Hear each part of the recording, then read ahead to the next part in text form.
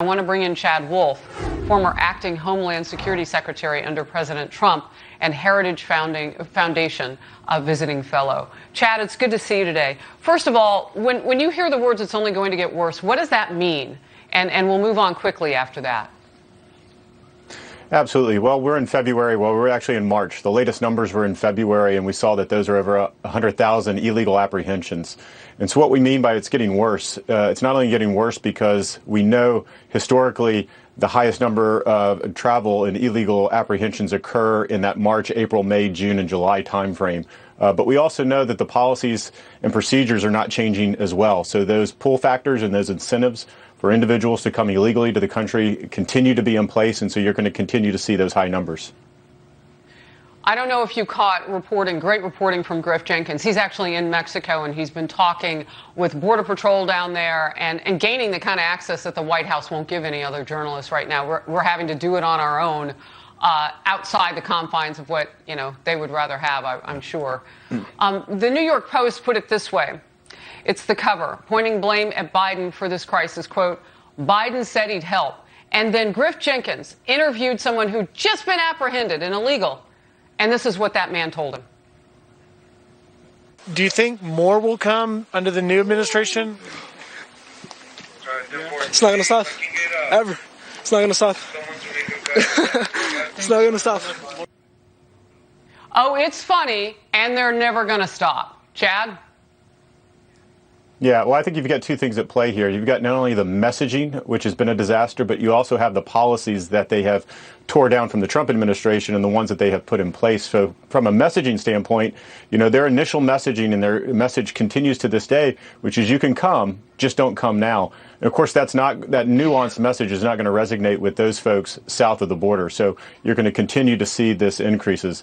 They've also torn down a number of policies that have made that border very secure, not only stopping construction of that border wall system, but also MPP, Title 42, and our international agreements. We had a strategy in place to end that catch and release program, which we did. And the Biden administration, unfortunately, has torn that down and has replaced it again with a failed catch and release strategy. Just real quickly, I want to pause and ask about national security issues now. Because when you hear that, there's some magnet turned on and they're never going to stop coming and a big smile and here we come, what you're talking about is a breach in national sovereignty as by definition. And then you don't want the media to show the world that it's happening. That feels like we're in a different country. Where are we in national security with this issue? Well, what we always said over the last 4 years is border security is national security, and it needed to be treated that way, and we certainly did that. And I think you have a different approach now. Instead of securing the border, holding people accountable that break the law, unfortunately, this administration is treating this crisis as though it's simply a capacity issue. They are surging resources to the border simply to process more people. The goal should actually be to stop individuals that are trying to get into the country illegally, first and foremost, and then provide them a pathway to claim asylum if they want to. Instead, it's the opposite, which is going on today.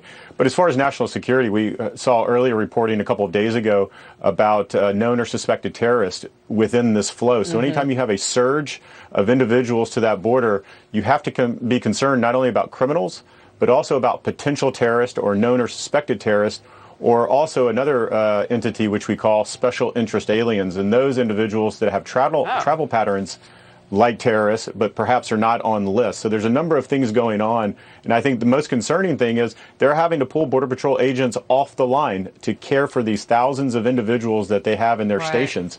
Instead, they need to be manning the line and that national security mission. I want to get to this. DHS Secretary Mayorkas on migrants released, because you're talking about that catch and release previously, and some of them have COVID-19. Let's watch. There were times earlier when individuals were apprehended and we sought to expel them, and we were unable to expel them, and we were compelled to release them, and we did not have the opportunity to test them. We have addressed that situation. Excuses? What was that? And what really are we facing here? Well, again, I think the American people and your viewers need to understand this is a crisis that they created. So he's talking about not using authorities that they have, and that's Title 42 authorities, not only with UACs, but with families, and not being able to remove them quickly, and so they're having to release them. They're choosing to do that. They are expelling or removing folks back to Mexico or Central America in lower numbers every single month. So instead, they are releasing them into the community. And as you indicated, they can't verify whether or not they have been COVID tested. He talked about a policy of making sure they are tested. A policy and a goal is very different than ensuring that 100% of those that are being released are being tested, are being negative, or being quarantined. And I think there is some daylight in between all of that. Well, no doubt. And I've talked with plenty of leadership in municipalities and cities along the border who say, you know, it's our budgets that are going to have to pay for the testing. It's all of them who are going to have to deal with the people who are positive. They can't just unleash them. So, you know, unleash the virus, I would say. Real quickly, Senator Lindsey Graham called for Mayorkas to step aside, go do a different job. If you can't do this one the way it needs to be done, then just move on. Is he right or wrong? Well, we could certainly be getting to that point. I think the missteps that the Biden administration and DHS has had since Inauguration Day, they have miscalculated this enormously. They have taken a number of steps without understanding the consequences and ramifications. And that's unfortunate because we told them during transition.